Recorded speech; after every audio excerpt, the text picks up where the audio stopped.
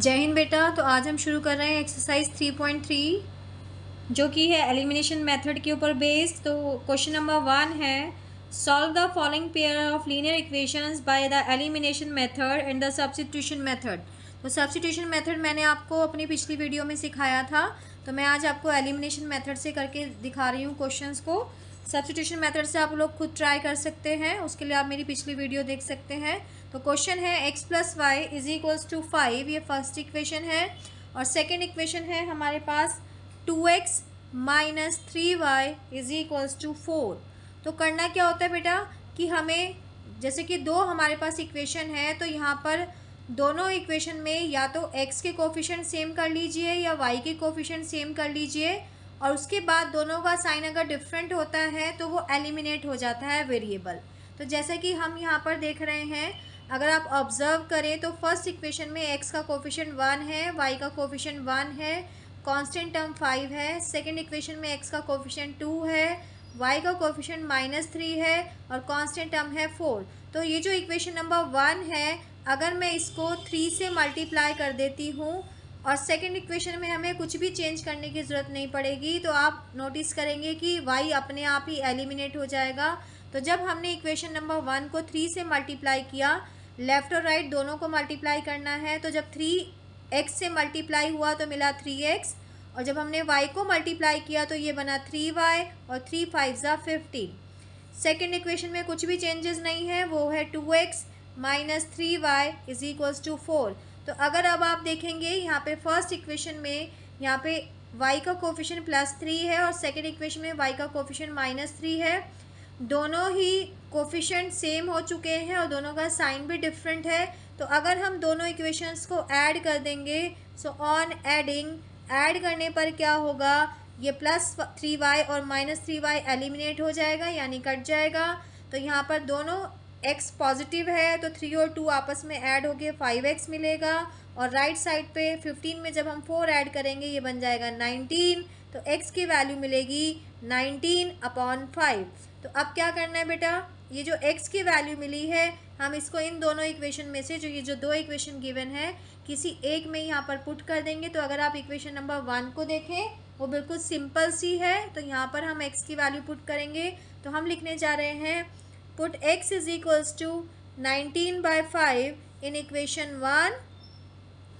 तो first equation में x की जगह रिप्लेस कर देंगे 19/5। तो 19/5 + y = 5। 19/5 को हम राइट साइड पे शिफ्ट करेंगे, 5 - 19/5, एलसीएम लेना पड़ेगा। तो एलसीएम लिया, यहाँ पर आया 5, क्योंकि इस 5 के नीचे 1 है।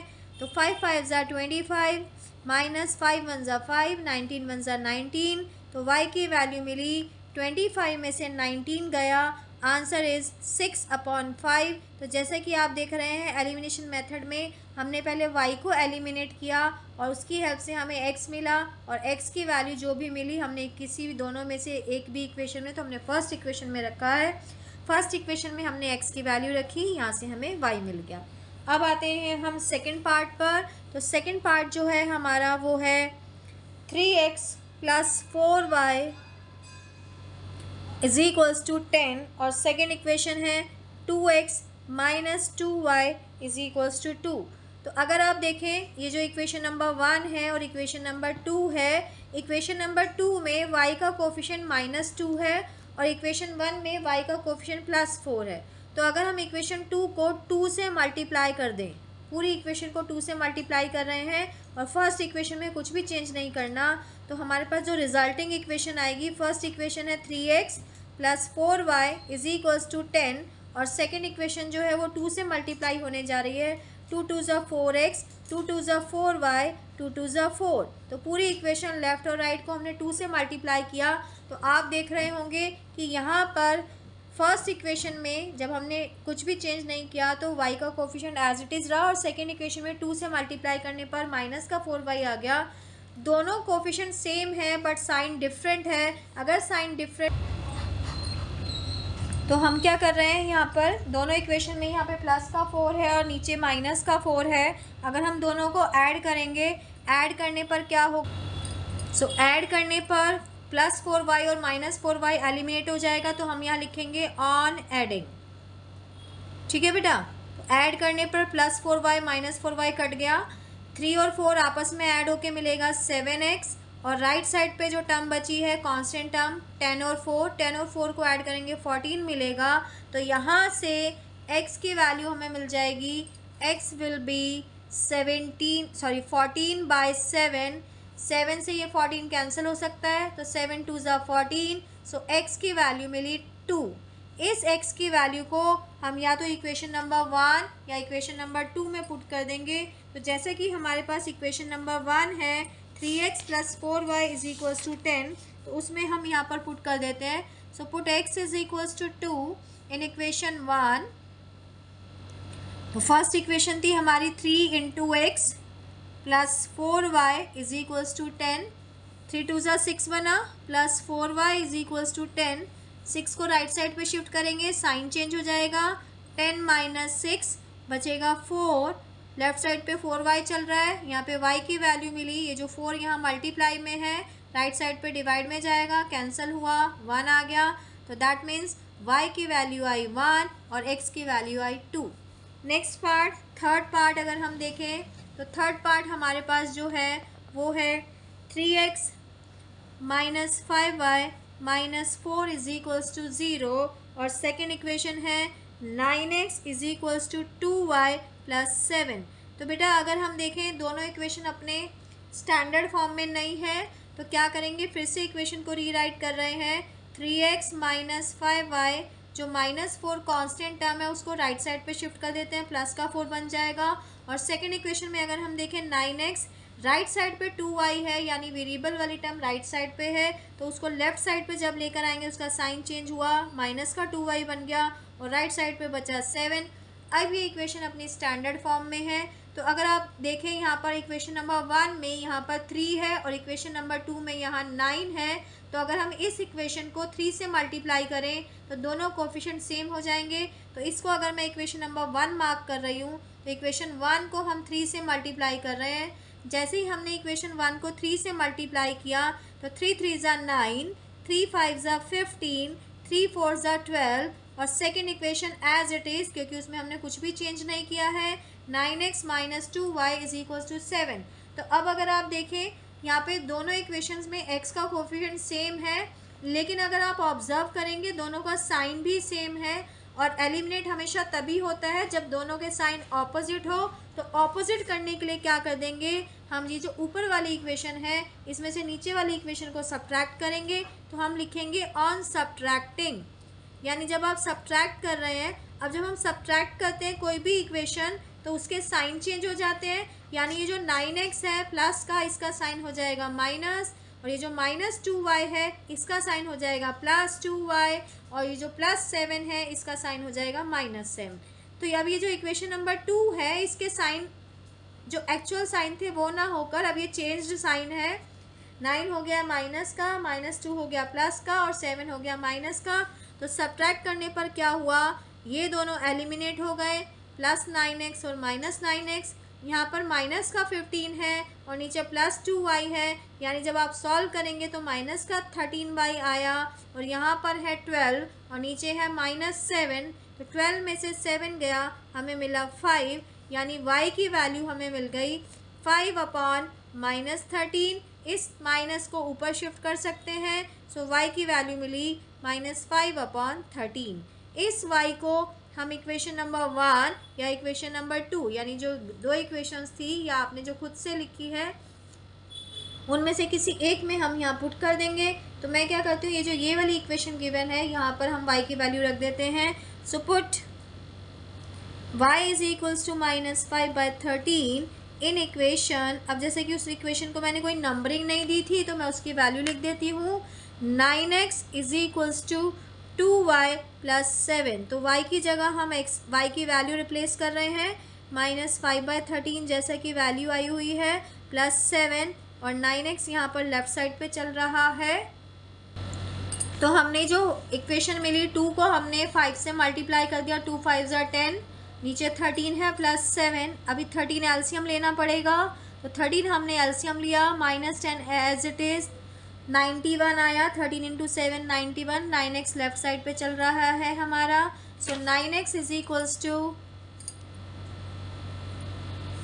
माइनस का 10 है, प्लस का 91 है, 81 प्लस का बचा अपॉन 13। x की वैल्यू मिलेगी 9 जो है वो डिवीज़न में चला जाएगा, 1/9 बना। 81 जो है वो 9 से कैंसिल हो सकता है, 9 9 ज़ा 81। सो x की वैल्यू मिली 9/13। तो x हमारे पास आ चुका है, y हमारे पास पहले ही ऑलरेडी आ गया था। तो यहाँ पर दोनों आंसर्स आ चुके हैं। अब हम बात करते हैं फोर्थ पार्ट की। तो फोर्थ पार्ट अगर देखें तो क्वेश्चन है x/2 plus 2/3 into y is equals to -1, और सेकेंड इक्वेशन है x minus y upon 3 is equals to 3। तो बेटा अगर हम इस क्वेश्चन को एक्चुअली एज इट इज़ करते हैं तो हो तो ऐसे भी जाएगा, बट थोड़ी प्रॉब्लम होगी। तो हम क्या करते हैं, पहले दोनों इक्वेशंस को सॉल्व कर लेते हैं बाय टेकिंग द एलसीएम। तो इक्वेशन नंबर 1 में 2 और 3 को जब हम लेंगे तो एलसीएम आएगा 6। तो 2 3 ज़ा 6, 3x आया, 3 2 ज़ा 6, 2 2 ज़ा 4, y बन गया। राइट साइड पे -1 चल रहा है। सेकंड इक्वेशन को देखें तो एलसीएम लेंगे तो 3 आएगा, क्योंकि x के नीचे 1 है। तो 3 इंटू एक्स 3x बना, minus y as it is, right side पे 3 चल रहा है। तो अभी ये जो 6 है इधर क्रॉस मल्टीप्लाई के लिए 1 के पास जाएगा। तो इक्वेशन बनेगी 3x प्लस 4y। 6 को जब हमने -1 से मल्टीप्लाई किया, माइनस का 6 आ गया, और 3x माइनस वाई, 3 को 3 से मल्टीप्लाई करेंगे 9 आ गया। तो अगर आप नोटिस करेंगे जब हमने जो फ्रैक्शनल इक्वेशन थी यानी टर्म्स हमारी फ्रैक्शन में थी, एलसीएम लेने पर क्या हुआ कि हमें ऑलरेडी अपने आप ही दोनों कोफिशिएंट सेम मिल चुके हैं, बस दोनों का साइन सेम है। तो साइन डिफरेंट करने के लिए हमें सब्ट्रैक्ट करना पड़ेगा। तो इक्वेशन 1 में से हम इक्वेशन 2 को सब्ट्रैक्ट कर रहे हैं। हमने लिखा ऑन सब्ट्रैक्टिंग।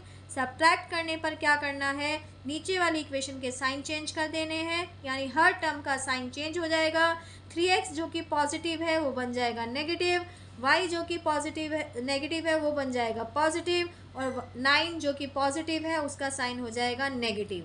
तो अब अगर आप देखें प्लस का 3 है, माइनस का 3 है, सब्ट्रैक्ट करने पर यानी ये एलिमिनेट हो गया।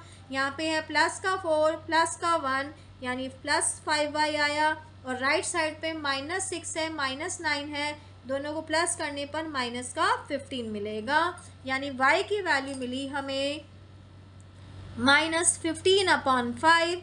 15 जो है वो 5 से कैंसिल हो जाएगा। सो y मिला हमें -3। इस y को हम इक्वेशन नंबर, चाहे तो जो आपको एक्चुअल क्वेश्चन गिवन था उसमें रख सकते हैं, अदरवाइज़ आप अपने आप जो दोबारा इक्वेशन बनाई थी एलसीएम लेने के बाद उसमें रख सकते हैं। तो मैं एक्चुअल क्वेश्चन में इक्वेशन नंबर 2 में रख रही हूँ, यानी जो क्वेश्चन दिया था वहाँ रखने पर टाइम सेव हो जाएगा। So put y is equals to -3 in equation. तो यहाँ हम इक्वेशन लिख देते हैं x minus y/3 is equals to 3। तो इस इक्वेशन में मैं y की जगह y की वैल्यू रिप्लेस करूँगी। तो यहाँ पर हमारे पास क्या मिलेगा, x माइनस y की वैल्यू जैसे कि -3 है अपॉन 3 इज इक्वल्स टू 3। 3 से 3 कैंसिल हुआ तो x माइनस इंटू -1 बचा इज इक्वल्स टू 3। -1 को जब हम माइनस से मल्टीप्लाई करेंगे, एक माइनस बाहर है एक माइनस अंदर है, दोनों मल्टीप्लाई होकर साइन हो जाएगा +1 इज इक्वल्स टू 3, और ये 1 राइट साइड पे जाके सब्ट्रैक्ट होगा। सो x की वैल्यू मिली 2। तो x की वैल्यू मिली 2 और y की वैल्यू मिली -3। तो बेटा अगर आप अपना आंसर चेक करना चाहें कि वो करेक्ट है या नहीं है, तो हमारे पास जो क्वेश्चन गिवन होता है उसमें x और y की वैल्यू आप रख के देखिए। सॉल्व करने पर LHS अगर RHS के बराबर आती है यानी our answer is correct, otherwise आपको अपनी कैलकुलेशन चेक करनी पड़ेगी, क्वेश्चन को फिर से देखना पड़ेगा कि हमारा आंसर जो है वो वेरीफाई क्यों नहीं हो पा रहा है। तो मिलते हैं अपनी नेक्स्ट वीडियो में with the question number 2 of exercise 3.